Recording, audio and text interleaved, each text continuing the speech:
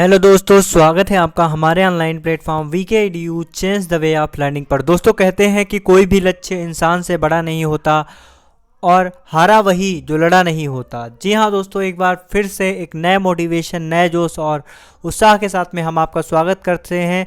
दोस्तों, आज का ये सेशन आपके लिए बहुत ही महत्वपूर्ण होने वाला है। इसमें हम टॉप 100 आधुनिक इतिहास, मॉडर्न हिस्ट्री के सेलेक्टेड टॉप 100 क्वेश्चन आपके लिए लेकर आए हैं। तो आप सभी दोस्त लास्ट तक बने रहेंगे। आज के इस सेशन में सभी प्रश्न प्रीवियस ईयर क्वेश्चन हैं जो कि एसएससी के विभिन्न एग्जामों में पूछे गए हैं। तो आप सभी दोस्त लास्ट तक बने रहेंगे आज के इस सेशन में, और साथ ही साथ में चैनल को जरूर सब्सक्राइब करेंगे।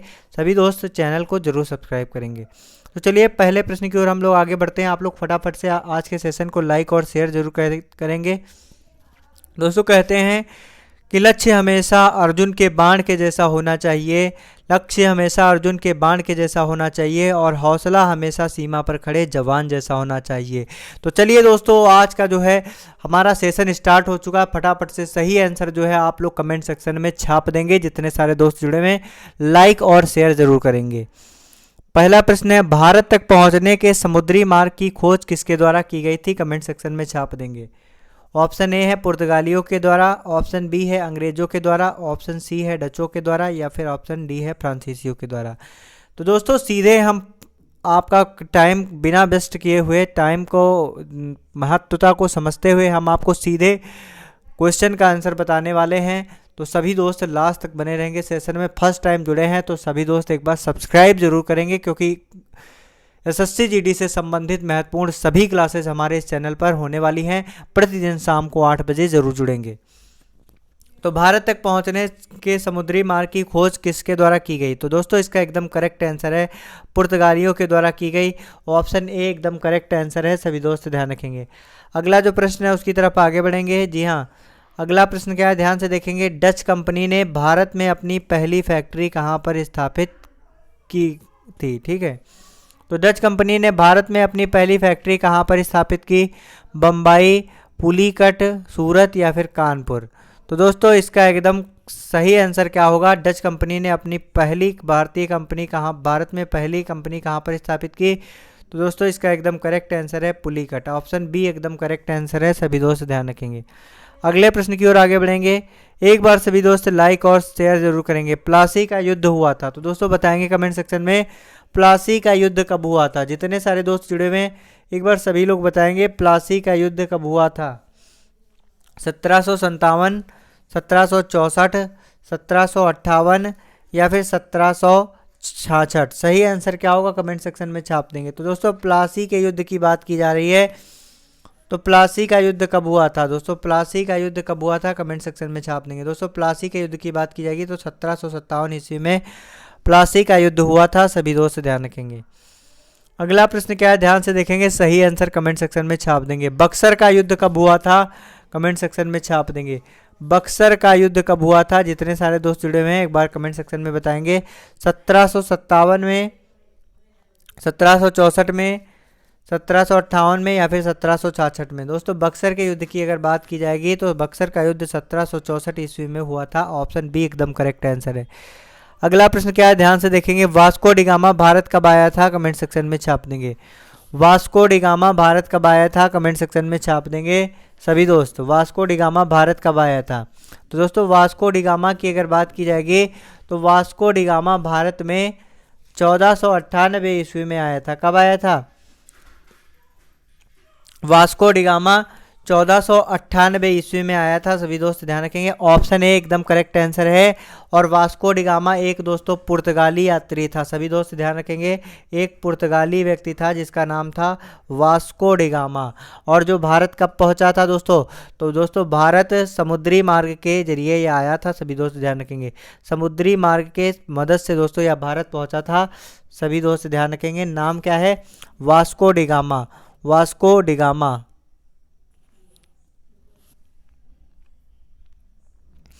अगला जो प्रश्न है उसकी तरफ आगे बढ़ेंगे। जी हाँ दोस्तों, अगला प्रश्न क्या है, कर्नाटक युद्ध किन किन के मध्य लड़ा गया? कमेंट सेक्शन में छाप देंगे। कर्नाटक युद्ध किन किन के मध्य लड़ा गया? अंग्रेज व फ्रांसीसी के बीच में, अंग्रेज व उच्च के बीच में, या फिर अंग्रेज व मराठे के बीच में, या फिर हैदर अली व मराठे के बीच में। तो दोस्तों कर्नाटक का युद्ध किन किन के मध्य लड़ा गया?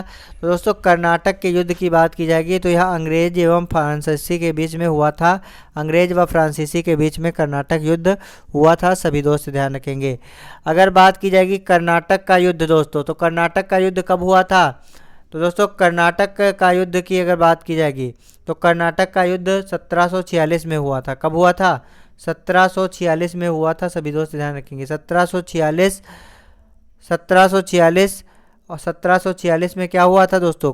1746 में प्रथम कर्नाटक युद्ध हुआ था अंग्रेज व फ्रांसीसियों के बीच में। किसके बीच में?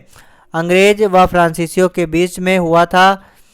और यह किसके संबंध में लड़ा गया था? तो दोस्तों कर्नाटक का पहला युद्ध की बात की जाएगी तो यह दोस्तों ऑस्ट्रिया के उत्तराधिकारी के संदर्भ में लड़ा गया था, सभी दोस्त ध्यान रखेंगे। किसके संदर्भ में? ऑस्ट्रिया के उत्तराधिकारी, ध्यान रखेंगे, ऑस्ट्रिया के उत्तराधिकारी के संदर्भ में लड़ा गया था, सभी दोस्त ध्यान रखेंगे। अगला जो प्रश्न है उसकी तरफ आगे बढ़ेंगे, फटाफट से सभी लोग लाइक और शेयर जरूर करेंगे। अगला जो प्रश्न है ध्यान से देखेंगे, प्लासी का युद्ध 1757 में किसके मध्य लड़ा गया? कमेंट सेक्शन में छाप देंगे। प्लासी का युद्ध किसके मध्य लड़ा गया? प्लासी का युद्ध मीर जाफर एवं अंग्रेज के बीच में, मीर कासिम व अंग्रेज के बीच में, सिराजुद्दौला के और अंग्रेज के बीच में, या फिर शुजाउद्दौला एवं अंग्रेज के बीच में। सही आंसर क्या होगा कमेंट सेक्शन में छाप देंगे। दोस्तों अगर बात की जाएगी प्लासी का युद्ध, तो प्लासी का युद्ध 1757 ईस्वी में किसके मध्य लड़ा गया था? कमेंट सेक्शन में छाप देंगे प्लासी का युद्ध। तो दोस्तों प्लासी के युद्ध की बात की जाएगी तो यह किसके मध्य हुआ था? तो प्लासी का युद्ध दोस्तों किसके मध्य हुआ था? सिराजुद्दौला व अंग्रेज के मध्य हुआ था। ऑप्शन सी एकदम करेक्ट आंसर है, प्लासी का युद्ध, सभी दोस्त ध्यान रखेंगे। तो ये सिराजुद्दौला कौन था दोस्तों? सिराजुद्दौला की अगर बात की जाएगी तो सिराजुद्दौला बंगाल का नवाब था। कौन था? बंगाल का नवाब। दोस्तों बंगाल का नवाब व अंग्रेजों के मध्य युद्ध जो हुआ यह प्लासी का युद्ध था, सभी दोस्त ध्यान रखेंगे। और अगर बात की जाएगी सिराजुद्दौला के बाद कौन नवाब बनाया गया? तो दोस्तों मीर जाफर बनाया गया, सभी दोस्त ध्यान रखेंगे। अगला जो प्रश्न है उसकी तरफ आगे बढ़ेंगे। मीर कासिम ने अपनी राजधानी मुर्शिदाबाद से हटाकर कहां पर स्थानांतरित की थी? कमेंट सेक्शन में छाप देंगे। मीर कासिम, दोस्तों मीर कासिम ने अपनी राजधानी मुर्शिदाबाद से कहां पर स्थानांतरित की थी? सही आंसर कमेंट सेक्शन में छाप देंगे। मुंगेर, बक्सर, इलाहाबाद या फिर पटना। तो दोस्तों मीर कासिम ने अपनी राजधानी मुर्शिदाबाद से हटाकर मुंगेर में स्थानांतरित की थी। ऑप्शन ए एकदम करेक्ट आंसर है, सभी दोस्त ध्यान रखेंगे।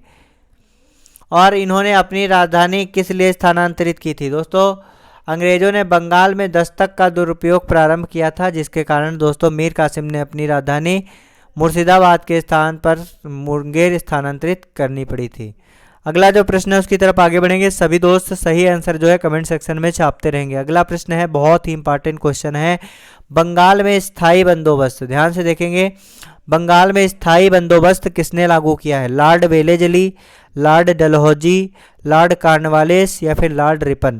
तो दोस्तों बंगाल में स्थायी बंदोबस्त किसने लागू किया? तो दोस्तों बंगाल में स्थायी बंदोबस्त की अगर बात की जाएगी, बंगाल में स्थायी बंदोबस्त किसके द्वारा लागू किया गया? लॉर्ड कॉर्नवालिस के द्वारा लागू किया गया।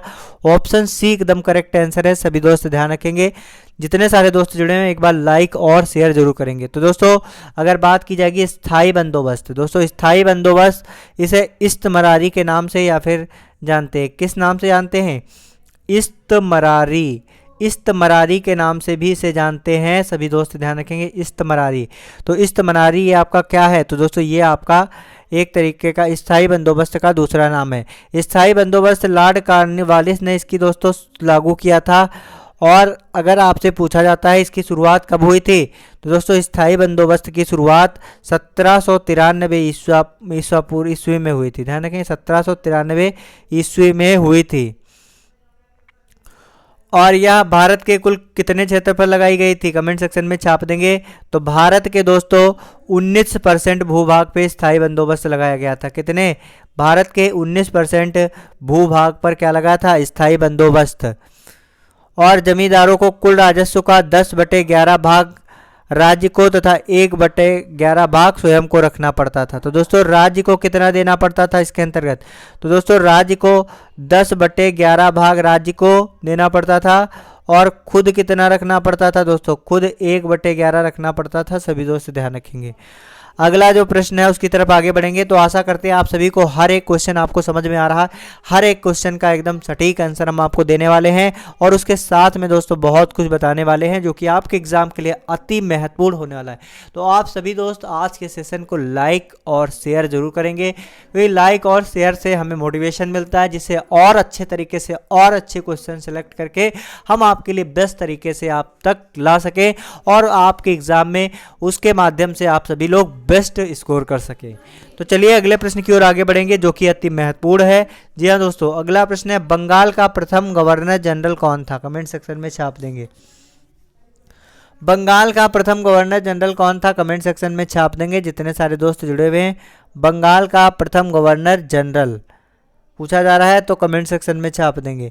तो दोस्तों बंगाल का प्रथम गवर्नर जनरल कौन था, इसका एकदम करेक्ट आंसर है वारेन हेस्टिंग्स। दोस्तों वारेन हेस्टिंग्स बंगाल का प्रथम गवर्नर जनरल था, वारेन हेस्टिंग्स। अगला दोस्तों अगर बात की जाएगी वारेन हेस्टिंग्स की, तो ध्यान से देखेंगे जितने सारे दोस्त जुड़े हुए हैं। वारेन हेस्टिंग्स ने दोस्तों द्वैध शासन प्रणाली को समाप्त किया था। जो बता रहे हैं बहुत ही इंपॉर्टेंट है, सभी दोस्त ध्यान से देखेंगे और अगर आप एक नोटबुक और पेन रखें तो उसमें नोट जरूर करेंगे, बहुत इंपॉर्टेंट दोस्तों। द्वैध शासन प्रणाली को पूछा गया है कई बार एग्जाम में। द्वैध शासन प्रणाली को किसने समाप्त किया दोस्तों, तो द्वैध शासन की प्रणाली को किसने समाप्त किया दोस्तों, किसने समाप्त किया, वारेन हेस्टिंग्स ने समाप्त किया, जो कि बंगाल का प्रथम गवर्नर जनरल था। और साथ ही साथ में दोस्तों अगर बात की जाएगी वारेन हेस्टिंग की, तो दोस्तों वारेन हेस्टिंग बंगाल का प्रथम गवर्नर जनरल था, गवर्नर जनरल था। दोस्तों अगर बात की जाएगी बंगाल का पहला गवर्नर कौन था, तो दोस्तों गवर्नर और गवर्नर जनरल में अंतर था, क्योंकि पहले आपका गवर्नर सिर्फ था, उसके बाद गवर्नर जनरल पद आ गया था। तो बंगाल का पहला गवर्नर कौन था, कमेंट सेक्शन में छाप देंगे दोस्तों। बंगाल के पहले गवर्नर की अगर बात करेंगे तो बंगाल का पहला गवर्नर क्लाइव था। सभी दोस्त ध्यान रखेंगे कौन था, क्लाइव। बंगाल का पहले गवर्नर का क्या नाम था, क्लाइव। दोस्तों क्लाइव ने ही दोस्तों किसकी संधि करवाई थी, तो दोस्तों क्लाइव ने ही इलाहाबाद की संधि करवाई थी। सभी दोस्त ध्यान रखेंगे। तो गवर्नर जनरल अगर पूछता है बंगाल का तो वारेन हेस्टिंग्स। देखो ऐसे आप याद कर सकते हैं, देखो गवर्नर होता है छोटा, तो छोटा होता है तो क्लाइव है छोटा, ठीक है। तो गवर्नर कौन है, क्लाइव। अगर आपसे पूछता जाता है गवर्नर जनरल, तो इसमें दो शब्द आपको मिल रहे हैं, गवर्नर और जनरल। वारेन हेस्टिंग्स में भी दो मिल रहे हैं, वारेन हेस्टिंग्स। तो ये ऐसे याद रखेंगे, किसी तरीके से एकदम फनी तरीके से आप लोग याद कर लीजिए, कैसे भी आपको याद करना है और अपने एग्जाम में बेस्ट करके आना है, क्योंकि आप बहुत ही अच्छे तरीके से तैयार करने वाले हैं और आप विजेता हैं और आपके अंदर वो सभी क्षमताएं हैं, वो सभी शक्तियां हैं जिनके माध्यम से आप अपना बेस्ट स्कोर करने के लिए सक्षम हैं दोस्तों। तो आप सभी लोग बेस्ट स्कोर करेंगे, हमारे साथ जुड़ने वाले सभी दोस्त बेस्ट स्कोर करेंगे और अपने अंदर से जो है कभी भी अपने आप को डीमोटिवेटेड मत होने देना। ये हमारे इस चैनल पर अगर आप बने रहेंगे तो आपके अंदर डीमोटिवेशन नाम का कोई चीज़ हम घुसने ही नहीं देंगे दोस्तों। तो लास्ट तक बने रहेंगे और सही तरीके से एकदम बेस्ट तरीके से सीखते रहेंगे। अगला जो प्रश्न है उसकी तरफ आगे बढ़ेंगे। जी हाँ दोस्तों, भारत का प्रथम गवर्नर जनरल कौन था, कमेंट सेक्शन में छाप देंगे। भारत का पहला गवर्नर जनरल कौन था, एक बार कमेंट सेक्शन में छाप देंगे। Lord Ripon, Lord Canning, Warren Hastings या फिर लॉर्ड विलियम बेंटिक। सही आंसर क्या होगा, कमेंट सेक्शन में छाप देंगे। तो दोस्तों पूछा जा रहा है कि भारत का प्रथम गवर्नर जनरल कौन था। अगर आपसे पूछा जाता है बंगाल का प्रथम गवर्नर जनरल कौन था, तो वारेन हेस्टिंग्स था। अगर आपसे पूछा जाता है भारत का पहला गवर्नर जनरल कौन था, दोस्तों भारत का पहला governor general Lord William Bentinck. नाम याद रखेंगे, लॉर्ड विलियम बेंटिक। दोस्तों Lord William Bentinck. Lord William Bentinck कौन था? भारत का पहला गवर्नर जनरल। दोस्तों भारत का पहला गवर्नर जनरल था, ध्यान रखेंगे। अब यहाँ पर आप थोड़ा ध्यान रखेंगे तो आपको याद हो जाएगा। वॉरेन हेस्टिंग की बात की जाएगी, कौन था? वॉरेन हेस्टिंग बंगाल का पहला गवर्नर जनरल था। लॉर्ड विलियम बेंटिक कौन है? भारत का पहला गवर्नर जनरल। अगर आपसे पूछा जाता है बंगाल का पहला गवर्नर कौन है, तो वो दोस्तों क्लाइव है। तो यहाँ पर थोड़ा देखते हैं लॉर्ड विलियम बेंटिक के बारे में। दोस्तों लॉर्ड विलियम बेंटिक ने दोस्तों सती प्रथा का अंत किया था। किसका अंत किया था? सती प्रथा का अंत। तो अगर आपसे पूछा जाता है सती प्रथा का अंत किसने किया था, तो सती प्रथा का अंत लॉर्ड विलियम बेंटिक ने 1829 ईस्वी में किया था। सभी दोस्त ध्यान रखेंगे। और साथ ही साथ में इन्होंने दोस्तों नरबली प्रथा का भी अंत किया। किसका अंत किया? नरबली प्रथा का अंत किया। साथ ही साथ दोस्तों इन्होंने ठगी प्रथा को भी समाप्त किया। ठगी प्रथा को भी समाप्त किया। सभी दोस्त ध्यान रखेंगे। तो यहाँ पर आपके जानने के लिए बहुत ही इंपॉर्टेंट बात यह है कि लॉर्ड विलियम बेंटिक जो कि भारत के गवर्नर जनरल थे, इन्होंने सती प्रथा का अंत 1829 में किया, ठगी प्रथा को समाप्त किया और साथ ही साथ में नरबली प्रथा का भी अंत किया। अगला जो प्रश्न है उसकी तरफ आगे बढ़ेंगे। आप सभी दोस्त लाइक और शेयर जरूर करते रहेंगे। सहायक संधि पर हस्ताक्षर करने वाला पहला शासक कौन था? हैदराबाद का निजाम, पेशवा बाजीराव द्वितीय, अवध का नवाब या फिर टीपू सुल्तान। तो दोस्तों इसका सही आंसर क्या होगा? तो इसका एकदम करेक्ट आंसर है दोस्तों हैदराबाद का निजाम। ऑप्शन ए एकदम करेक्ट आंसर है। सभी दोस्त ध्यान रखेंगे। चलिए अगला प्रश्न क्या है उसकी तरफ आगे बढ़ेंगे। निम्नलिखित में से किस युद्ध में फ्रांसीसियों की निर्णायक हार हुई तथा अंग्रेज की सर्वोच्चता स्थापित हुई? तो सही आंसर क्या होगा कमेंट सेक्शन में छाप देंगे। बांडीवास का युद्ध, वेदारा का युद्ध, प्रथम कर्नाटक युद्ध या फिर तृतीय कर्नाटक युद्ध। तो दोस्तों इसका एकदम करेक्ट आंसर है वांडीवास का युद्ध। वांडीवास का युद्ध दोस्तों फ्रांसीसियों के निर्णायक हार हुई थी और अंग्रेजों की सर्वोच्चता स्थापित हुई थी। अगला जो प्रश्न है उसकी तरफ आगे बढ़ेंगे।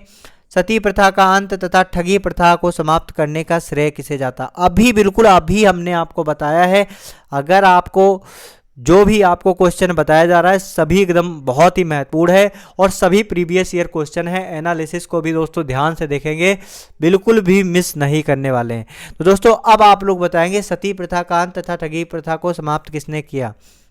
Lord Mayo, Lord Canning, Lord Dalhousie या फिर लॉर्ड विलियम बेंटिक। तो दोस्तों अभी हमने बताया कि भारत का जो गवर्नर है उसने समाप्त किया। तो भारत का गवर्नर कौन है?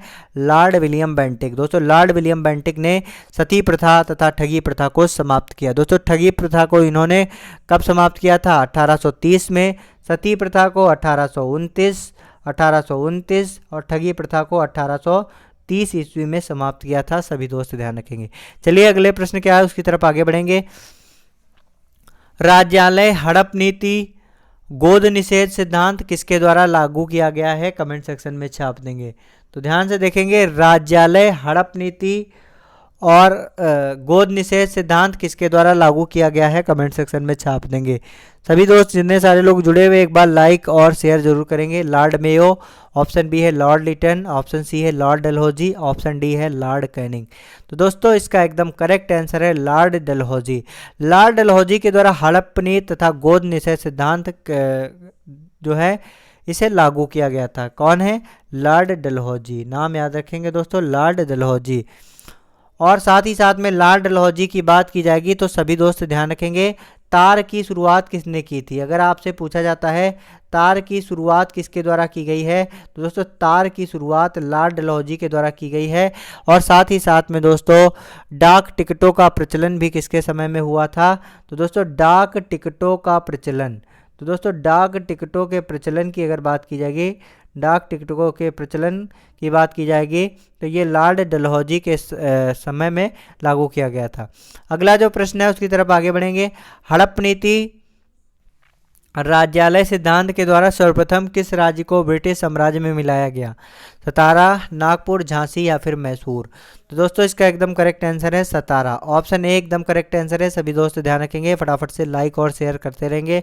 भारत में आधुनिक शिक्षा प्रणाली की नींव किसने पड़ी है, किसमें पड़ी है बताएंगे। 1813 के चार्टर अधिनियम में, 1835 के मैकाले मैन्यूट से, या फिर 1854 ईस्वी के वुड डिस्पैच से, या फिर 1882 ईस्वी के हंटर आयोग से। सही आंसर क्या होगा एक बार कमेंट सेक्शन में छाप देंगे सभी दोस्तों। अगर बात की जाएगी आधुनिक शिक्षा प्रणाली की नींव किससे पड़ी है, तो दोस्तों इसका एकदम करेक्ट आंसर है 1835 ईस्वी के मैकाले मैन्यूट से। ऑप्शन बी एकदम करेक्ट आंसर है सभी दोस्त, ध्यान रखेंगे। चलिए अगला प्रश्न क्या है उसकी तरफ आगे बढ़ेंगे। सिंध विजय का श्रेय किसे दिया जाता है, कमेंट सेक्शन में छाप देंगे। सिंध विजय का श्रेय किसे दिया जाता है, मैकाले को, अलेक्जेंडर वंश को, या फिर आउटरम को, या फिर चार्ल्स नेपियर को। तो दोस्तों सिंध विजय का श्रेय किसे दिया जाता है, सिंध विजय का श्रेय की अगर बात की जाएगी तो दोस्तों सिंध विजय का श्रेय चार्ल्स नेपियर को दिया जाता है। ऑप्शन डी एकदम करेक्ट आंसर है सभी दोस्त, ध्यान रखेंगे। सिंध विजय का श्रेय किसे दिया जाता है, चार्ल्स नेपियर को। अगला प्रश्न क्या है उसकी तरफ आगे बढ़ेंगे, फटाफट से लाइक और शेयर करते रहेंगे। भारत में समाचार पत्रों पर से प्रतिबंध हटाने का श्रेय किसे है बताएंगे। भारत में समाचार पत्रों पर से प्रतिबंध हटाने का श्रेय किसे है, Charles Metcalfe, William Bentinck, Charles Macaulay, या फिर चार्ल्स वुड। सही आंसर क्या होगा कमेंट सेक्शन में छाप देंगे। तो दोस्तों भारत में समाचार पत्रों पर से प्रतिबंध हटाने का श्रेय चार्ल्स मेटकाफ को है, किसे, चार्ल्स मेटकाफ को। ऑप्शन ए एकदम करेक्ट आंसर है सभी दोस्त, ध्यान रखेंगे। फटाफट से आप सभी लोग लाइक शेयर करते रहेंगे, साथ ही साथ में आज के सेशन को अपने सभी दोस्तों तक शेयर कर देंगे। अगला प्रश्न क्या है, ध्यान से देखेंगे। निम्नलिखित में से किस अधिनियम के द्वारा ईस्ट इंडिया कंपनी का भारत के साथ में व्यापारिक एकाधिकार को समाप्त कर दिया गया था। तो दोस्तों किस अधिनियम के द्वारा भारत के साथ में व्यापारिक एकाधिकार को समाप्त कर दिया गया था, तो दोस्तों इसका एकदम करेक्ट आंसर है 1813 का चार्टर अधिनियम। ऑप्शन ए एकदम करेक्ट आंसर है सभी दोस्त, ध्यान रखेंगे। चलिए अगले प्रश्न की ओर आगे बढ़ेंगे। फटाफट से आप सभी लोग सही आंसर जो है कमेंट सेक्शन में छापते रहेंगे। दोस्तों अगला प्रश्न है, भारत की पहली रेल किस वर्ष चली थी, कमेंट सेक्शन में छाप देंगे। 1852, 1853, 1854 या फिर 1855। तो दोस्तों भारत की पहली रेल कब चली थी, तो दोस्तों भारत के पहली रेल की अगर बात की जाएगी तो भारत की पहली रेल सबसे पहले 1853 ईस्वी में चली थी, मुंबई से थाने तक चली थी सभी दोस्त, ध्यान रखेंगे। अगला जो प्रश्न है उसकी तरफ आगे बढ़ेंगे। भारतीय शिक्षा का मैग्ना कार्टा किसे कहा जाता है, कमेंट सेक्शन में छाप देंगे। भारतीय शिक्षा का मैग्ना कार्टा किसे कहा जाता है, हंटर कमीशन को, मैकाले मैन्यूट को, या फिर वुड डिस्पैच को, या फिर 1813 का चार्टर अधिनियम। तो दोस्तों भारतीय शिक्षा का मैग्ना कार्टा किसे कहा जाता है, तो भारतीय शिक्षा का मैग्ना कार्टा वुड डिस्पैच को कहा जाता है। ऑप्शन सी एकदम करेक्ट आंसर है सभी दोस्त, ध्यान रखेंगे। चलिए अगला प्रश्न क्या है उसकी तरफ आगे बढ़ेंगे। अगला प्रश्न है, किस वायसराय को भारत में स्थानीय स्वशासन का श्रेय प्राप्त है बताएंगे। किस वायसराय को भारत में स्थानीय स्वशासन का श्रेय प्राप्त है, लॉर्ड लिटन, लॉर्ड नॉर्थब्रुक, या फिर लॉर्ड लिपन, या फिर लॉर्ड डफरिन। तो दोस्तों सही आंसर क्या होगा एक बार कमेंट सेक्शन में बताएंगे जितने सारे दोस्त जुड़े हुए हैं। तो दोस्तों इसका एकदम करेक्ट आंसर है, स्थानीय स्वशासन की अगर बात की जाएगी तो इसका श्रेय किसे प्राप्त है, लॉर्ड लिपन को। अगला जो प्रश्न है उसकी तरफ आगे बढ़ेंगे। जी हाँ दोस्तों, अगला प्रश्न है, बंगाल में हुए पागलपंथी विद्रोह को नेतृत्व किसने प्रदान किया है, कमेंट सेक्शन में छाप देंगे। बंगाल में हुए पागलपंथी विद्रोह को किसने नेतृत्व प्रदान किया, करम शाह, टीपू, शरीयतुल्लाह, या फिर भूषण सिंह। तो दोस्तों इसका एकदम करेक्ट आंसर है करम शाह। ऑप्शन ए एकदम करेक्ट आंसर है सभी दोस्त, ध्यान रखेंगे। ऑप्शन ए एकदम करेक्ट आंसर है करम शाह। चलिए अगले प्रश्न की ओर आगे बढ़ेंगे। जी हाँ, असम के असोम विद्रोह का नायक कौन था, कमेंट सेक्शन में छाप देंगे। सिद्धू, चित्तर सिंह, गोमधर कुंवर, या फिर सेवरम। तो दोस्तों असम के असोम विद्रोह का नायक कौन था, तो दोस्तों इसका एकदम करेक्ट आंसर है गोमधर कुंवर। ऑप्शन सी एकदम करेक्ट आंसर है सभी दोस्त, ध्यान रखेंगे। चलिए अगले प्रश्न की ओर आगे बढ़ेंगे। आप सभी लोग आज के सेशन को लाइक और शेयर जरूर करेंगे। बंकिम चंद्र चटर्जी के उपन्यास आनंद मठ में किस विद्रोह का उल्लेख है, कमेंट सेक्शन में छाप देंगे। किस विद्रोह का उल्लेख है, पागलपंथी विद्रोह, सन्यासी विद्रोह, मुंडा विद्रोह, या फिर सान्याल विद्रोह। सही आंसर क्या होगा कमेंट सेक्शन में छाप देंगे। तो दोस्तों अगर बात की जाएगी बंकिम चंद्र चटर्जी के उपन्यास में किसका उल्लेख है, तो इसका एकदम करेक्ट आंसर है सन्यासी विद्रोह। ऑप्शन डी एकदम करेक्ट आंसर है सभी दोस्त, ध्यान रखेंगे। सन्यासी विद्रोह क्या है, सन्यासी विद्रोह। अगर बात की जाएगी सन्यासी विद्रोह की, दोस्तों सन्यासी विद्रोह आपका कब हुआ था, तो दोस्तों यह 1736 ईस्वी में हुआ था, सभी दोस्त ध्यान रखेंगे। 1736 से 1800 ईस्वी तक आपका चला था और इसका उल्लेख आनंद मठ में है। आनंद मठ किसके द्वारा लिखा गया है दोस्तों? आनंद मठ दोस्तों बंकिम चंद्र चटर्जी के द्वारा लिखा गया है, सभी दोस्त ध्यान रखेंगे। और यह विद्रोह कहाँ पर हुआ था दोस्तों? सन्यासी विद्रोह दोस्तों बिहार क्षेत्र में हुआ था। कहाँ पर हुआ था? बिहार तथा बंगाल क्षेत्र में हुआ था। कहाँ पर? बिहार तथा बंगाल क्षेत्र में हुआ था, सभी दोस्त ध्यान रखेंगे। और दोस्तों इसमें दोस्तों कौन केना सरकार इसका प्रमुख नेता था, सभी दोस्त ध्यान रखेंगे। अगला जो प्रश्न है उसकी तरफ आगे बढ़ेंगे। जी हाँ दोस्तों, अगला प्रश्न है वहाबी आंदोलन के प्रवर्तक कौन है? कमेंट सेक्शन में छाप देंगे। वहाबी आंदोलन के प्रवर्तक कौन है, सभी दोस्त कमेंट सेक्शन में छाप देंगे। शरीयतुल्लाह, मौलाना अली, शौकत अली या फिर सैयद अहमद। सही आंसर क्या होगा एक बार कमेंट सेक्शन में छाप देंगे। तो दोस्तों इसका एकदम करेक्ट आंसर है सैयद अहमद। वहाबी आंदोलन के प्रवर्तक कौन है? सैयद अहमद। अगला जो प्रश्न है उसकी तरफ आगे बढ़ेंगे। जी हाँ दोस्तों, उल गुलान विद्रोह का संबंध किससे है? कमेंट सेक्शन में छाप देंगे। उल गुलान विद्रोह का संबंध किससे है? एक बार कमेंट सेक्शन में छाप देंगे। सिद्धू से, कान्हू से, बिरसा मुंडा से या फिर दोस्तों इन सभी से। सही आंसर क्या होगा एक बार सभी दोस्त कमेंट सेक्शन में छाप देंगे। तो दोस्तों अगर बात की जाएगी उल गुलान विद्रोह, तो दोस्तों उल गुलान विद्रोह का संबंध किससे है? इसका एकदम करेक्ट आंसर है बिरसा मुंडा। दोस्तों उल गुलान विद्रोह का संबंध किससे है? बिरसा मुंडा से है, सभी दोस्त ध्यान रखेंगे। और अगर बात की जाएगी दोस्तों बिरसा मुंडा, ये इनसे संबंधित विद्रोह का क्या नाम रखा गया है दोस्तों? मुंडा विद्रोह। क्या नाम दिया गया? मुंडा विद्रोह नाम दिया गया है, सभी दोस्त ध्यान रखेंगे। मुंडा विद्रोह नाम दिया गया।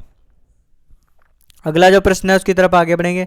अगला प्रश्न है संथाल विद्रोह 1856 और 55 और 56 का नेतृत्व किसने किया है? कमेंट सेक्शन में छाप देंगे। सिद्धू, कान्हू, बिरसा मुंडा या फिर ए और बी दोनों। तो दोस्तों अगर बात की जाएगी संथाल विद्रोह की, तो संथाल विद्रोह की बात की जाएगी तो संथाल विद्रोह का नेतृत्व किसने किया था? तो दोस्तों संथाल विद्रोह के प्रमुख नेता कौन थे दोस्तों? संथाल विद्रोह जो कि 1855-56 में हुआ था, इसके प्रमुख नेता कौन थे? सिद्धू और कान्हू। कौन थे? सिद्धू और कान्हू थे, सभी दोस्त ध्यान रखेंगे। तो ऑप्शन डी आपका एकदम करेक्ट आंसर होगा, ए और बी दोनों। ध्यान रखेंगे ए और बी दोनों। चलिए अगला प्रश्न क्या है उसकी तरफ आगे बढ़ेंगे। जी हाँ दोस्तों, अगला प्रश्न है 1857 का सिपाही विद्रोह कहाँ से स्टार्ट हुआ है? कमेंट सेक्शन में छाप देंगे। 1857 का सिपाही विद्रोह कहाँ से स्टार्ट हुआ है? बैरकपुर, रोहिणी, मेरठ या फिर दिल्ली। तो दोस्तों इसका एकदम करेक्ट आंसर है मेरठ। ऑप्शन सी एकदम करेक्ट आंसर है, सभी दोस्त ध्यान रखेंगे। चलिए अगला प्रश्न क्या देखेंगे। अगला प्रश्न है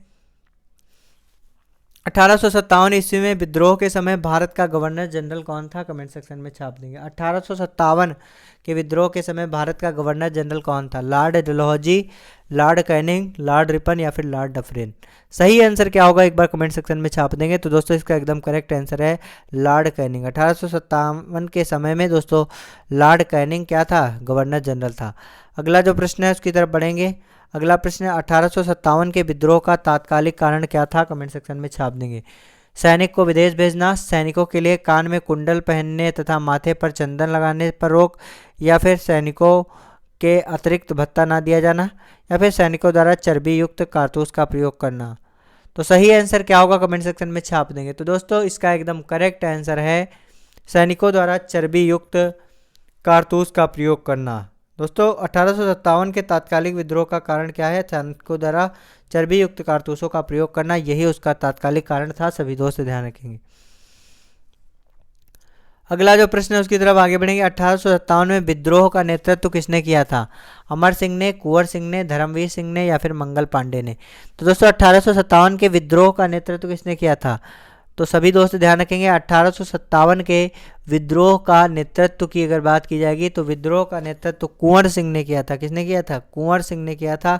ऑप्शन बी एकदम करेक्ट आंसर है, सभी दोस्त ध्यान रखेंगे। चलिए अगला प्रश्न क्या है उसकी तरफ आगे बढ़ेंगे। अगला प्रश्न है, ध्यान से देखेंगे, लखनऊ में 1857 के विद्रोह का नेतृत्व किसने किया? कमेंट सेक्शन में छाप देंगे। लखनऊ में 1857 के विद्रोह का नेतृत्व किसने किया? तो इसका एकदम करेक्ट आंसर है दोस्तों बेगम हजरत महल। ऑप्शन बी एकदम करेक्ट आंसर है, सभी दोस्त ध्यान रखेंगे। अगला प्रश्न क्या है,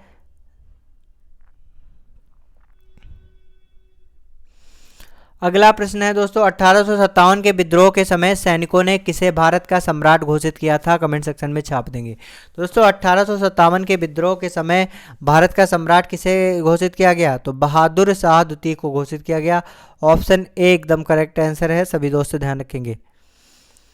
चलिए आप सभी लोग एक बार लाइक और शेयर जरूर करेंगे जितने सारे दोस्त जुड़ चुके हैं। अगला क्वेश्चन है, नील आंदोलन का नेतृत्व किसने किया है? कमेंट सेक्शन में छाप देंगे। नील विश्वास, दिसंबर विश्वास, विष्णु विश्वास या फिर बी एवं सी दोनों। सही आंसर क्या होगा एक बार कमेंट सेक्शन में छाप देंगे। तो दोस्तों नील आंदोलन की अगर बात की जाएगी तो इसका नेतृत्व किसने किया है? दिसंबर विश्वास और विष्णु विश्वास दोनों ने मिलकर किया है। तो ऑप्शन डी एकदम करेक्ट आंसर हो जाएगा, बी एवं सी दोनों। क्या हो जाएगा? बी एवं सी दोनों। चलिए अगला प्रश्न क्या है उसकी तरफ आगे बढ़ेंगे। अगला प्रश्न है, तेभागा आंदोलन कहाँ पर हुआ था? कमेंट सेक्शन में छाप देंगे। तेभागा आंदोलन, तो दोस्तों तेभागा आंदोलन बंगाल में हुआ था, सभी दोस्त ध्यान रखेंगे। कहाँ हुआ था? बंगाल में हुआ था तेभागा आंदोलन। चलिए अगला प्रश्न की ओर आगे बढ़ेंगे और सही आंसर जो है कमेंट सेक्शन में आप सभी लोग छाप देंगे। कूका आंदोलन के संस्थापक कौन है? बताएंगे। कूका आंदोलन के संस्थापक कौन है? भगत जवाहरलाल, बाबा राम सिंह, बाबा रामचंद्र या फिर जतरा भगत। तो दोस्तों कूका आंदोलन के संस्थापक थे, तो कूका आंदोलन के संस्थापक कौन थे? तो दोस्तों कूका आंदोलन के संस्थापक बाबा राम सिंह थे, सभी दोस्त ध्यान रखेंगे, बाबा राम सिंह। अगला जो प्रश्न है उसकी तरफ आगे बढ़ेंगे। भारतीय पुनर्जागरण का मसीहा किसे माना जाता है? कमेंट सेक्शन में छाप देंगे। राजा राम मोहन राय, केशव चंद्र सेन, स्वामी दयानंद सरस्वती या फिर स्वामी विवेकानंद। तो सही आंसर क्या होगा कमेंट सेक्शन में छाप देंगे। तो दोस्तों इसका एकदम करेक्ट आंसर है, भारतीय पुनर्जागरण का मसीहा राजा राम मोहन राय को कहा जाता है, या फिर पुनर्जागरण का जनक भी दोस्तों किसे कहा जाता है? राजा राम मोहन राय। अगला जो प्रश्न है उसकी तरफ आगे बढ़ेंगे। फटाफट से आप सभी लोग लाइक और शेयर जरूर करेंगे। राजा राम मोहन राय ने ब्रह्म समाज की स्थापना कब की थी? कमेंट सेक्शन में छाप देंगे। 1827, 1828, 1829 या फिर 1830। तो दोस्तों सही आंसर क्या होगा एक बार कमेंट सेक्शन में छाप देंगे। तो दोस्तों राजा राम मोहन राय ने ब्रह्म समाज की स्थापना कब की थी? तो ब्रह्म समाज की स्थापना 1828 ईस्वी में की थी, सभी दोस्त ध्यान रखेंगे। अगला प्रश्न क्या है ध्यान से देखेंगे, सही आंसर जो है कमेंट सेक्शन में चिपकाते रहेंगे। किसके अनुयायियों को यंग बंगाल कहा जाता है? बताएंगे। किसके अनुयायियों को यंग बंगाल कहा जाता है? राजा Ram Mohan Roy, David Hare, Henry Vivian डेराजियो या फिर जी आर भंडारण। तो सही आंसर क्या होगा एक बार बताएंगे। तो सही आंसर दोस्तों इसका हेनरी विवियन डेराजियो, ऑप्शन सी एकदम करेक्ट आंसर है, सभी दोस्त ध्यान रखेंगे। अगला जो प्रश्न है उसकी तरफ आगे बढ़ेंगे। अगला प्रश्न है दोस्तों, सत्यार्थ प्रकाश किसकी कृति है? कमेंट सेक्शन में छाप देंगे। सही सभी दोस्त बताएंगे सत्यार्थ प्रकाश किसकी कृति है? स्वामी विवेकानंद, नरेंद्र दत्त, केशव चंद्र सेन या फिर दयानंद सरस्वती। तो दोस्तों इसका एकदम करेक्ट आंसर है सत्यार्थ प्रकाश दयानंद सरस्वती की कृति है, सभी दोस्त ध्यान रखेंगे। अगला जो प्रश्न है उसकी तरफ आगे बढ़ेंगे। फटाफट से आप सभी लोग आज के सेशन को सभी जो आंसर जो हैं कमेंट सेक्शन में छापते रहेंगे। दोस्तों वेदों की ओर चलो यह नारा किसने दिया था? कमेंट सेक्शन में छाप देंगे। कई बार आपको अपनी क्लासेस के अंतर्गत हमने आपको बताया है, तो सही आंसर इसमें क्या होगा एक बार सभी दोस्त बताएंगे। वेदों की ओर चलो किसने नारा दिया? स्वामी रामकृष्ण परमहंस, स्वामी दयानंद सरस्वती या फिर दोस्तों स्वामी विवेकानंद। ऑप्शन डी है आचार्य नरेंद्र देव। सही आंसर क्या होगा कमेंट सेक्शन में छाप देंगे। तो दोस्तों इसका एकदम करेक्ट आंसर है स्वामी दयानंद सरस्वती, बी ऑप्शन एकदम करेक्ट आंसर है। चलिए अगले प्रश्न की ओर आगे बढ़ेंगे। जी हाँ दोस्तों, अगला प्रश्न क्या ध्यान से देखेंगे, सही आंसर जो है कमेंट सेक्शन में छाप देंगे। थियोसॉफिकल सोसाइटी के संस्थापक कौन है? हेलेना पेट्रावना ब्लावस्की या फिर हेनरी स्टील अलकाटा या फिर ऑप्शन सी है एनी बेसेंट, ऑप्शन डी है ए व बी दोनों। सही आंसर क्या होगा एक बार कमेंट सेक्शन में बताएंगे। तो दोस्तों इसका एकदम करेक्ट आंसर क्या होगा कमेंट सेक्शन में छाप देंगे। तो दोस्तों इसका एकदम करेक्ट आंसर है ए और बी दोनों, मतलब हेलेना पेट्रावना ब्लावस्की और हेनरी स्टील अलकाटा, ये दोनों दोस्तों थियोसॉफिकल सोसाइटी के संस्थापक थे। अगला जो प्रश्न है उसकी तरफ आगे बढ़ेंगे। बहाबी आंदोलन का मुख्य केंद्र कहां पर था? कमेंट सेक्शन में छाप देंगे। दोस्तों बहाबी आंदोलन का मुख्य केंद्र कहां पर था? पटना, कलकत्ता, अमृतसर या फिर जालंधर। तो दोस्तों बहाबी आंदोलन की अगर बात की जाएगी तो इसका मुख्य केंद्र कहां पर था? तो दोस्तों बहाबी आंदोलन का मुख्य केंद्र पटना में था। कहां पर था? पटना में। ऑप्शन ए एकदम करेक्ट आंसर है, सभी दोस्त ध्यान रखेंगे। चलिए अगला प्रश्न क्या है ध्यान से देखेंगे। अगला प्रश्न है अलीगढ़ आंदोलन के प्रवर्तक कौन है, बताएंगे। अलीगढ़ आंदोलन के प्रवर्तक कौन है? सैयद अहमद बरेलवी या फिर मोहम्मद कासिम ननौतवी या फिर sir Syed Ahmad Khan. Option D है मौलाना मोहम्मद अली। तो दोस्तों अलीगढ़ आंदोलन के प्रवर्तक कौन है? तो अलीगढ़ आंदोलन के प्रवर्तक कौन है? सर सैयद अहमद खान। कौन है? सर सैयद अहमद खान। सभी दोस्त ध्यान रखेंगे। ऑप्शन सी एकदम करेक्ट आंसर है। सभी दोस्त ध्यान रखेंगे। फटाफट से आप सभी लोग आज के सेशन को लाइक और शेयर जरूर करेंगे अपने सभी दोस्तों तक। अगला जो प्रश्न है उसकी तरफ आगे बढ़ेंगे। सही आंसर आप लोग कमेंट सेक्शन में छापेंगे। विधवा विवाह के प्रति समर्पित कार्यकर्ता हैं। तो विधवा विवाह के प्रति समर्पित कार्यकर्ता कौन है? ईश्वर चंद्र विद्यासागर, राजा राम मोहन राय, बाल गंगाधर तिलक या फिर MG रानाडे। सही आंसर क्या होगा एक बार बताएंगे। दोस्तों इसका एकदम करेक्ट आंसर है MG रानाडे। दोस्तों MG रानाडे ने विधवा विवाह के प्रति समर्पित कार्यकर्ता रहे हैं। MG रानाडे। ऑप्शन डी एकदम करेक्ट आंसर है। सभी दोस्त ध्यान रखेंगे। अगला जो प्रश्न है उसकी तरफ आगे बढ़ेंगे। जी हाँ दोस्तों, अगला प्रश्न क्या है ध्यान से देखेंगे। सभी दोस्त आज के सेशन को लाइक और शेयर जरूर करेंगे। सत्यशोधक समाज की स्थापना किसने की थी, बताएंगे। सत्यशोधक समाज की स्थापना किसने की? केशव चंद्र सेन, ज्योतिबा फूले, सावित्री फूले या फिर MG रानाडे। तो दोस्तों इसका एकदम करेक्ट आंसर है ज्योतिबा फूले। सत्यशोधक समाज की स्थापना किसने की है? ज्योतिबा फूले ने। अगला प्रश्न क्या है उसकी तरफ आगे बढ़ेंगे। गुलामगिरी की रचना किसने की है, बताएंगे। गुलामगिरी की रचना किसने की है? राजा राम मोहन राय, दयानंद सरस्वती, ज्योतिबा फूले या फिर ईश्वर चंद्र विद्यासागर। तो दोस्तों गुलामगिरी पुस्तक की रचना किसने की है? तो गुलामगिरी पुस्तक की अगर बात की जाएगी दोस्तों तो गुलामगिरी पुस्तक की रचना ज्योतिबा फूले ने की है। ऑप्शन सी एकदम करेक्ट आंसर है। सभी दोस्त ध्यान रखेंगे। अगला जो प्रश्न है उसकी तरफ आगे बढ़ेंगे। अगला प्रश्न है दक्षिण भारत में आत्मसम्मान आंदोलन किसने चलाया, बताएंगे। दक्षिण भारत में आत्मसम्मान आंदोलन किसने चलाया? भीमराव अम्बेडकर, महात्मा गांधी, CN मुदाइलार या फिर EV रामास्वामी नायकर। सही आंसर क्या होगा एक बार बिल्कुल सही आंसर जो है कमेंट सेक्शन में छाप देंगे। तो दोस्तों इसका एकदम करेक्ट आंसर है EV रामास्वामी नायकर। EV रामास्वामी नायकर इसका एकदम करेक्ट आंसर है। दक्षिण भारत के आत्मसम्मान आंदोलन किसके द्वारा चला गया? तो EV रामास्वामी नायकर। तो दोस्तों अगला प्रश्न ये है, आप सभी लोग सही आंसर जो है कमेंट सेक्शन में छाप देंगे। जितने सारे दोस्त जुड़े हुए हैं एक बार लाइक और शेयर जरूर करेंगे। तो फटाफट से आप सभी लोग लाइक और शेयर कर दीजिए।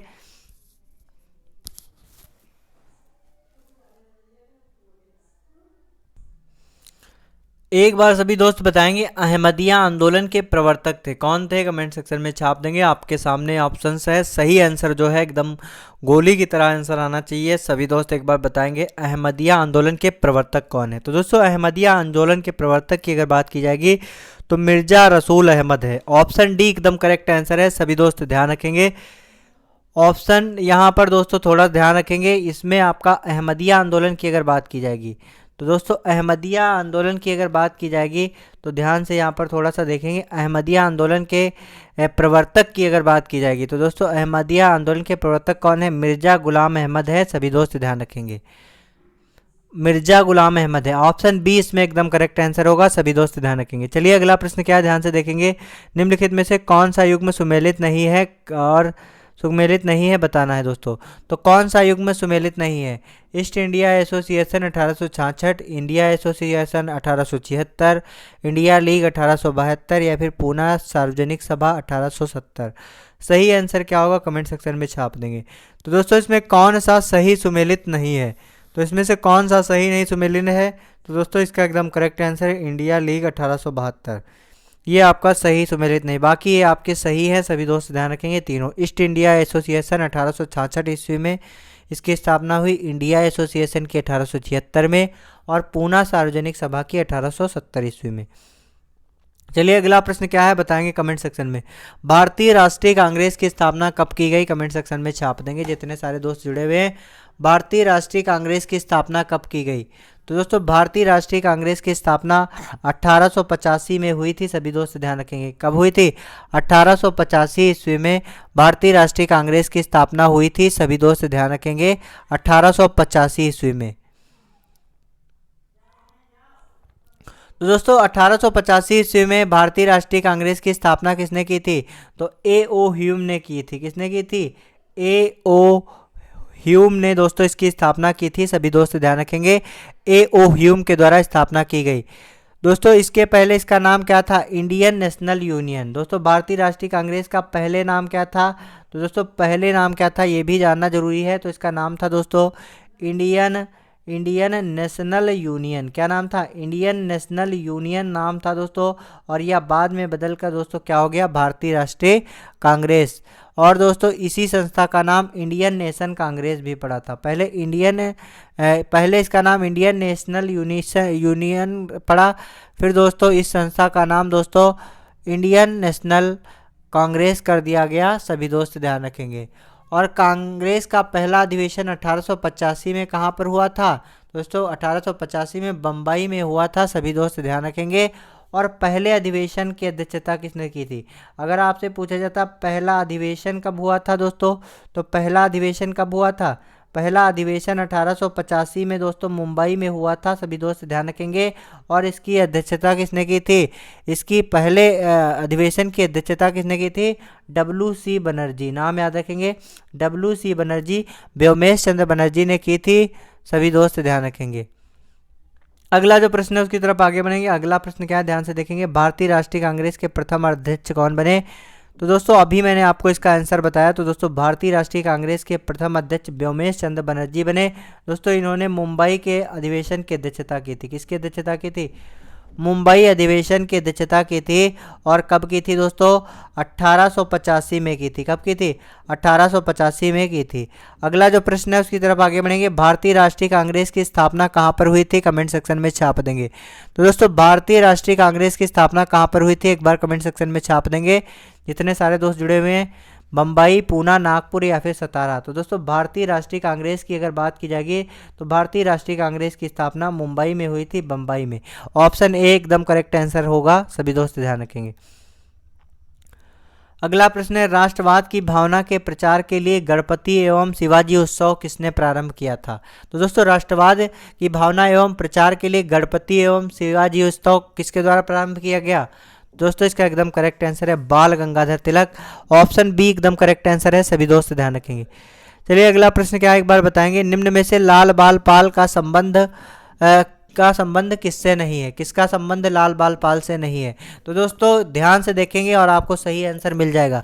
तो दोस्तों लाल से आपको मिलता है, ध्यान से देखेंगे, लाल से मिलता है दोस्तों लाला लाजपत राय। लाल से बनता है लाला लाजपत राय, बाल से दोस्तों बनता है बाल गंगाधर तिलक, और दोस्तों पाल से बनता है दोस्तों बिपिन चंद्र पाल। तो दोस्तों इन तीनों का संबंध किससे है? लाल बाल पाल से है, सभी दोस्त ध्यान रखेंगे।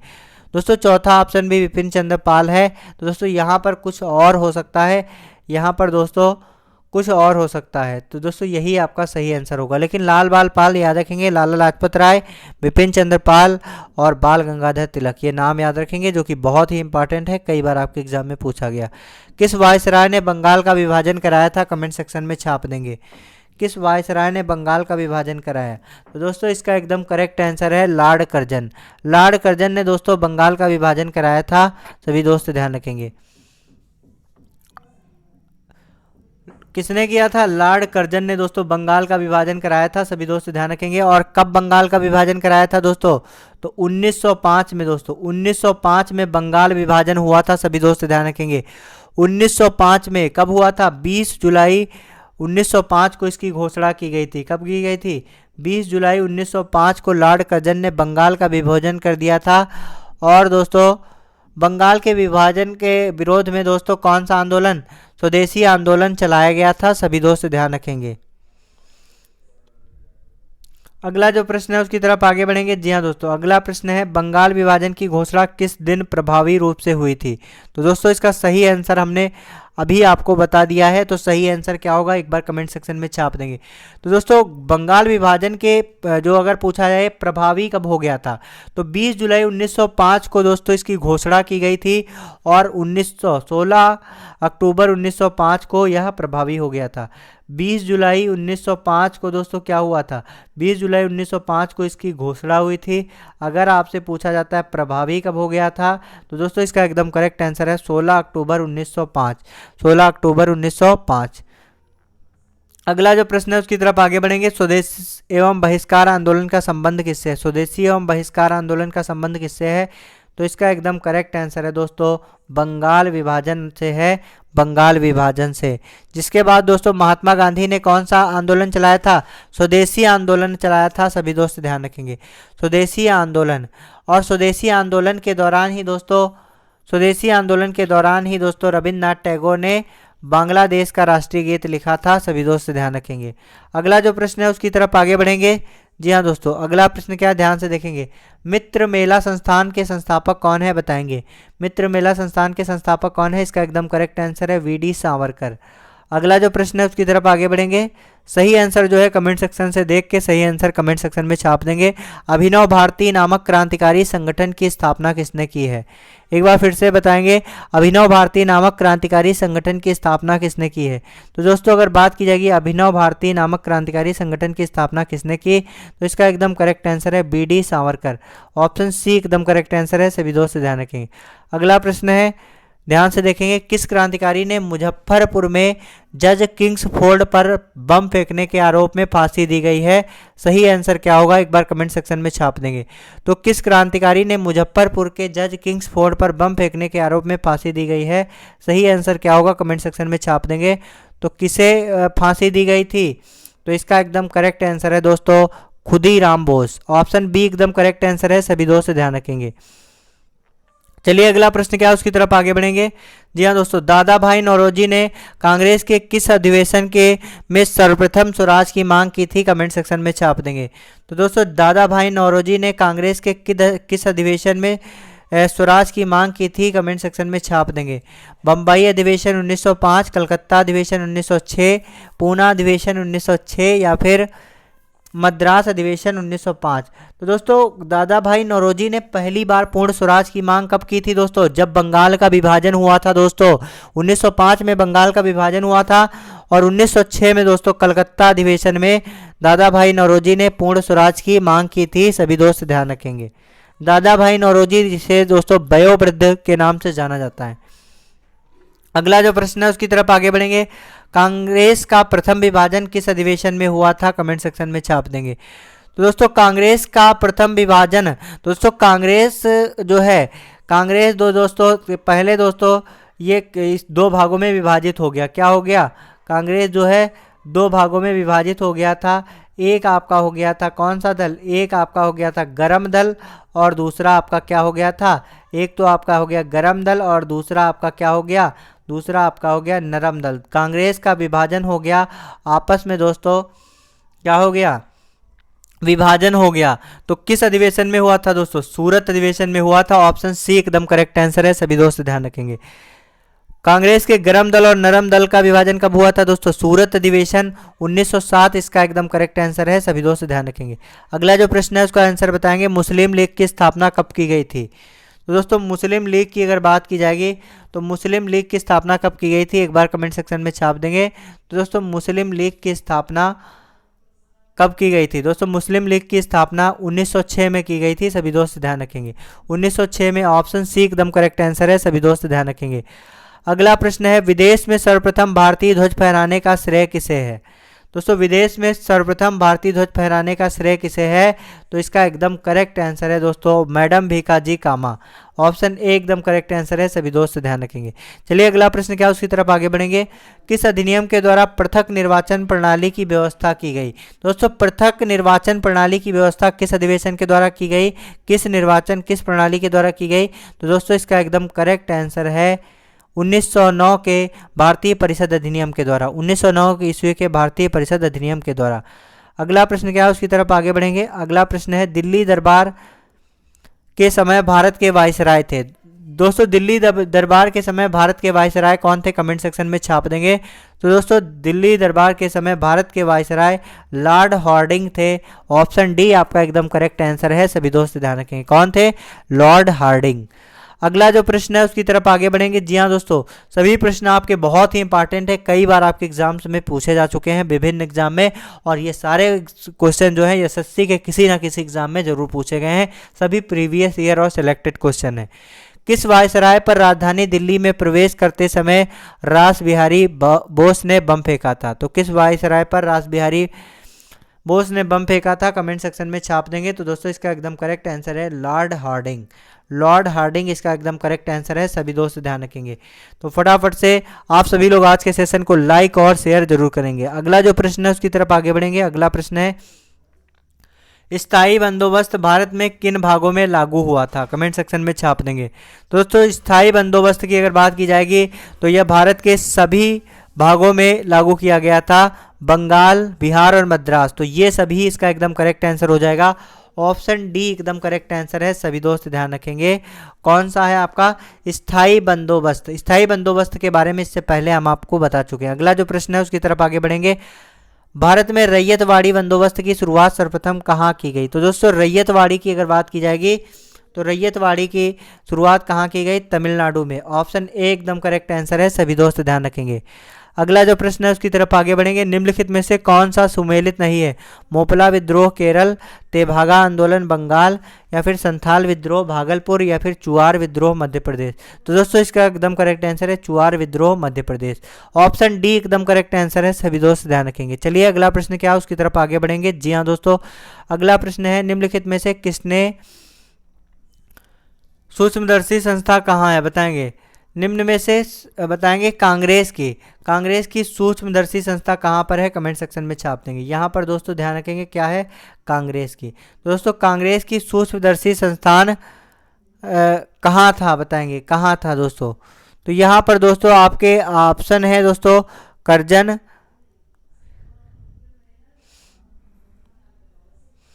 यहाँ पर दोस्तों पूरा प्रश्न नहीं बन पा रहा है तो इसको दोस्तों हम लोग छोड़ देंगे। अगला प्रश्न देखते हैं। अगला प्रश्न क्या है, ध्यान से देखेंगे। अगला प्रश्न है, लैंड होल्डर्स सोसाइटी की स्थापना कब हुई थी? कमेंट सेक्शन में छाप देंगे। 1838, 1851, 1866 या फिर 1876। तो दोस्तों इंडिया एसोसिएशन की स्थापना अगर बात की जाएगी दोस्तों, यहाँ पर आपका है लैंड होल्डर्स सोसाइटी की स्थापना, और उसके बाद आपको हम बताएंगे इंडिया एसोसिएशन की स्थापना। तो दोस्तों लैंड होल्डर्स सोसाइटी की स्थापना कब हुई थी? तो दोस्तों लैंड होल्डर्स सोसाइटी की स्थापना 1838 ईस्वी में हुई थी, सभी दोस्त ध्यान रखेंगे। इंडियन एसोसिएशन की स्थापना 1876 में हुई थी। शायद आपका क्वेश्चन रहा है जो कि अभी मैंने आपको बता दिया है पहले से ही, तो इसका सही आंसर जो है कमेंट सेक्शन में छाप देंगे। इंडिया एसोसिएशन की स्थापना कब हुई थी?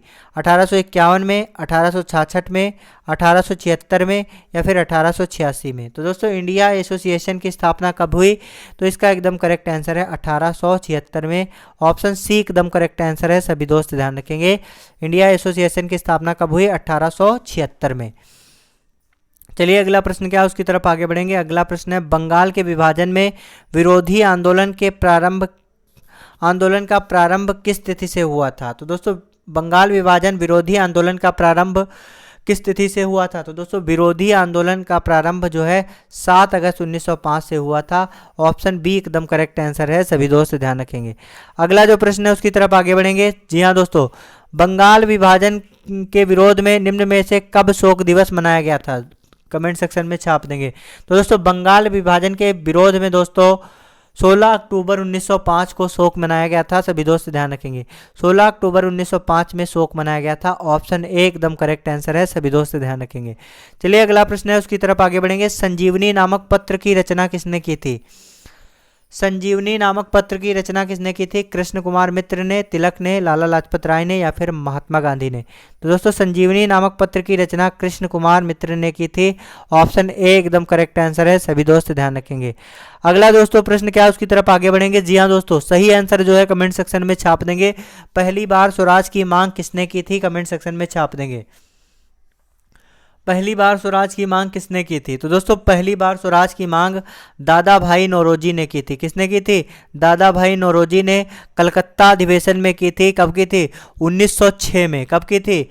कलकत्ता अधिवेशन 1906 ना, ध्यान रखेंगे। कलकत्ता अधिवेशन 1906 में दोस्तों दादा भाई नौरोजी ने पूर्ण स्वराज की मांग की थी, सभी दोस्त ध्यान रखेंगे। दादा भाई नौरोजी को भारत का वयोवृद्ध पितामह कहा जाता है। साथ ही साथ में दादा भाई नौरोजी की एक पुस्तक है जो कि बहुत ही इंपॉर्टेंट है,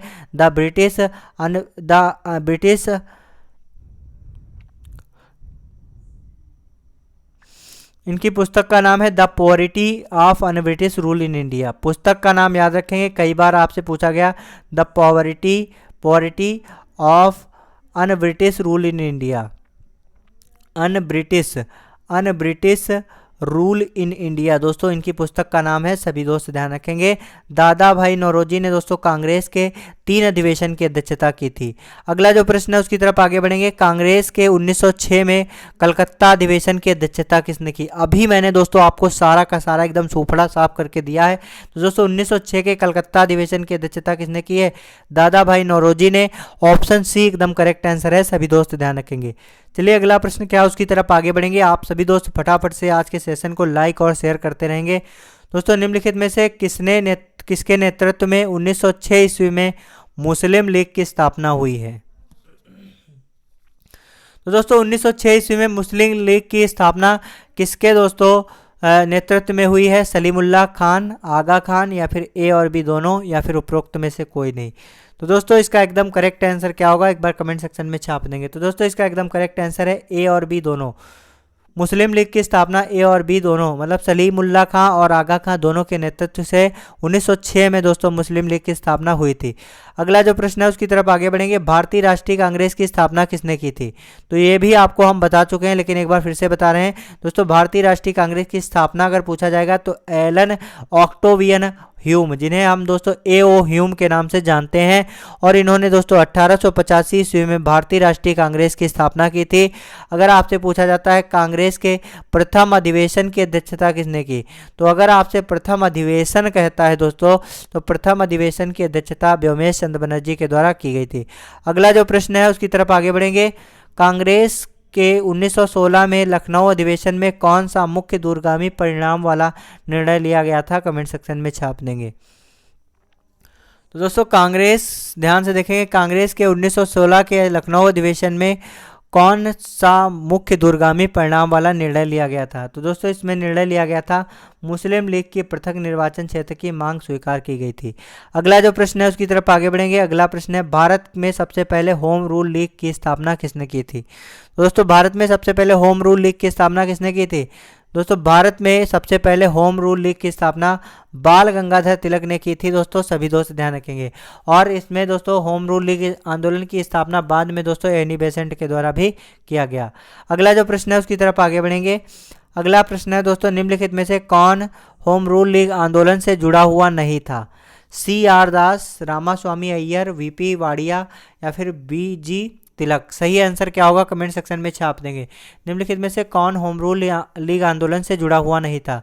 तो दोस्तों इसका एकदम करेक्ट आंसर है C.R. दास। दोस्तों C.R. दास जो है ये होम रूल लीग आंदोलन से जुड़ा हुआ नहीं था।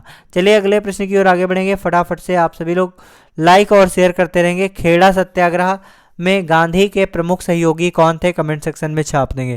तो दोस्तों आपके ऑप्शन है सरदार वल्लभ भाई पटेल, इंदुलाल याज्ञनिक, या फिर ए और बी दोनों, या फिर उपरोक्त में से कोई नहीं। तो दोस्तों खेड़ा सत्याग्रह 1916 में गांधी के प्रमुख सहयोगी कौन थे? इंदुलाल याज्ञनिक भी थे दोस्तों, और सरदार वल्लभ भाई पटेल थे। तो इस तरीके से ए और बी दोनों हो जाएगा। ऑप्शन सी आपका एकदम करेक्ट आंसर है, सभी दोस्त ध्यान रखेंगे। चलिए अगला प्रश्न क्या बताएंगे। महात्मा गांधी की राजनीतिक जीवन की निम्नलिखित घटनाओं का कालक्रम क्या है? ध्यान से देखेंगे और सही आंसर जो है और उसको देखेंगे। तो दोस्तों पहला है दोस्तों चंपारण, दूसरा है अहमदाबाद मिल हड़ताल, तीसरा है खेड़ा, और चौथा है असहयोग। तो दोस्तों ये क्रम जो है एकदम करेक्ट सही क्रम है, 1 2 3 4 यही आपका एकदम सही क्रम है। पहले दोस्तों चंपारण, उसके बाद अहमदाबाद मिल हड़ताल, उसके बाद खेड़ा आंदोलन, उसके बाद असहयोग आंदोलन। तो दोस्तों इसी तरीके से आपका एकदम करेक्ट आंसर कौन सा हो जाएगा? ऑप्शन बी आपका एकदम करेक्ट आंसर हो जाएगा, सभी दोस्त ध्यान रखेंगे। चलिए अगला प्रश्न क्या है उसकी तरफ आगे बढ़ेंगे, और फटाफट से आप सभी दोस्त लाइक शेयर जरूर करेंगे। अगला दोस्तों प्रश्न है, निम्नलिखित सत्याग्रहों में से महात्मा गांधी जी ने किसका नेतृत्व नहीं किया है? तो दोस्तों महात्मा गांधी जी ने किसका नेतृत्व नहीं किया? तो इसका एकदम करेक्ट आंसर है दोस्तों खेड़ा। महात्मा गांधी जी ने खेड़ा का नेतृत्व नहीं किया है, सभी दोस्त ध्यान रखेंगे, खेड़ा का नेतृत्व नहीं किया था। अगला जो प्रश्न है उसकी तरफ आगे बढ़ेंगे। रॉलेट एक्ट का लक्ष्य क्या था? कमेंट सेक्शन में छाप देंगे। रॉलेट एक्ट का लक्ष्य था युद्ध प्रयासों को अनिवार्य आर्थिक समर्थन, ऑप्शन बी है बिना मुकदमा चलाए बंदी बनाना, ऑप्शन सी है खिलाफत आंदोलन का दमन, ऑप्शन डी है प्रेस स्वतंत्रता पर प्रतिबंध लगाना। तो इसका सही आंसर क्या होगा बताएंगे।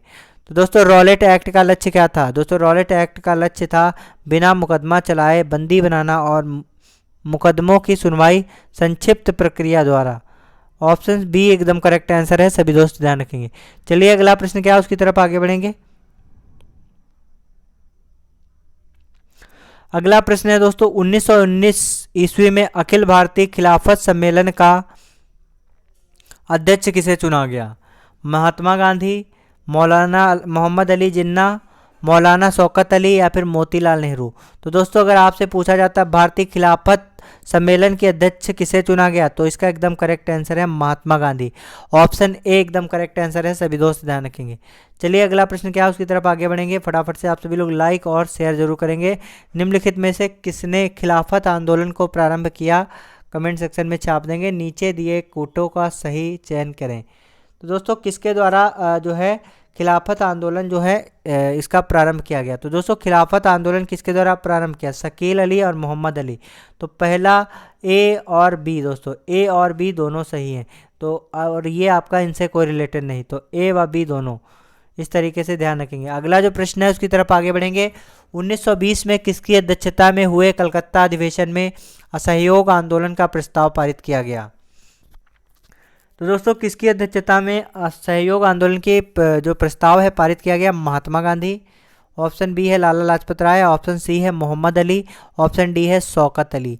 सही आंसर क्या होगा कमेंट सेक्शन में छाप देंगे। तो दोस्तों अगर आपसे बात की जाएगी 1920 में किस अधिवेशन के द्वारा कलकत्ता अधिवेशन में असहयोग आंदोलन का प्रस्ताव पारित किया गया था? तो दोस्तों असहयोग आंदोलन किसके द्वारा चलाया गया था? महात्मा गांधी जी के द्वारा चलाया गया था। ऑप्शन ए एकदम करेक्ट आंसर है, सभी दोस्त ध्यान रखेंगे। चलिए अगला प्रश्न क्या है उसकी तरफ आगे बढ़ेंगे। जी हाँ दोस्तों सही आंसर जो है कमेंट सेक्शन में छापते रहेंगे। निम्नलिखित में से कौन चौरी चौरा कांड की वास्तविक तिथि है? कमेंट सेक्शन में छाप देंगे। निम्नलिखित में से कौन सी चौरी चौरा कांड की वास्तविक तिथि है? ऑप्शन है आपके 5 फरवरी, ऑप्शन बी है आपका 4 फरवरी, ऑप्शन सी है 2 फरवरी, ऑप्शन डी है 6 फरवरी 1922। तो दोस्तों सब में 1922 है, सभी दोस्त ध्यान रखेंगे। अगर आपसे कहा जाता है चौरी चौरा कांड की वास्तविक तिथि क्या है, तो दोस्तों चौरी चौरा कांड की वास्तविक तिथि 5 फरवरी 1922 है। और यह कहाँ पर हुआ था दोस्तों चौरी चौरा कांड? तो दोस्तों यह दोस्तों चौरी चौरा नामक स्थान पर हुआ था, सभी दोस्त ध्यान रखेंगे। किस घटना के कारण गांधी जी ने अपना असहयोग आंदोलन वापस ले लिया? तो दोस्तों चौरी चौरा कांड ही इसका एकदम करेक्ट आंसर है, सभी दोस्त ध्यान रखेंगे। चौरी चौरा कांड के कारण ही दोस्तों महात्मा गांधी ने अपना असहयोग आंदोलन वापस ले लिया था, सभी दोस्त ध्यान रखेंगे। अगला जो प्रश्न है उसकी तरफ आगे बढ़ेंगे। जी हाँ दोस्तों अगला प्रश्न क्या है ध्यान से देखेंगे। स्वराज दल की स्थापना किसने की थी? तिलक एवं चित्तरंजन दास ने, गांधी एवं मोतीलाल नेहरू ने, गांधी एवं तिलक ने, या फिर चित्तरंजन दास और मोतीलाल नेहरू।